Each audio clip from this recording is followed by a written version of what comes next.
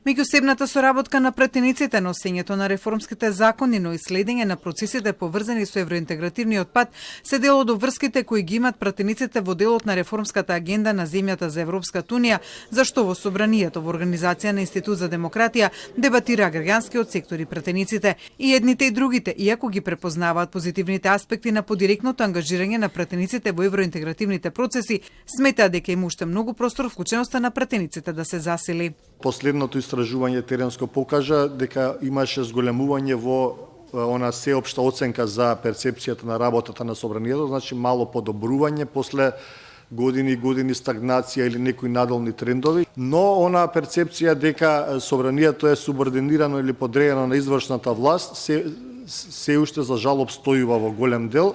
Многу важен дел од следењето на реформите во рамките на Берлинскиот процес е владењето на правото, зашто Миша Поповиќ од Институт за демократија рече дека доколку тие две области се раздвојат, тогаш реформите самите по себе без владење на правото може да не се прават во интерес на граѓаните.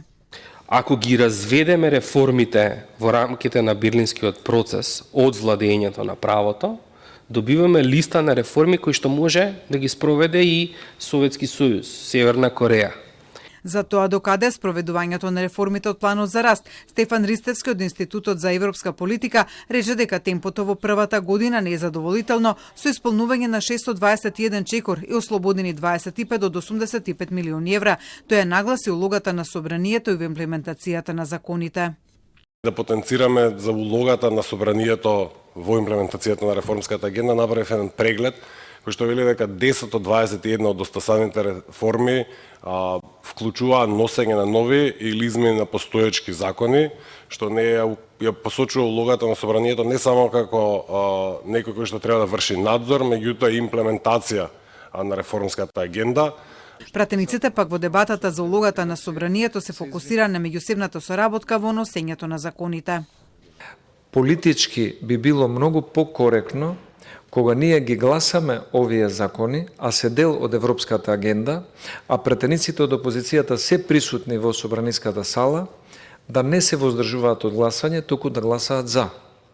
И опозиција и позиција би биле заедно ако тоа е вистинското решење.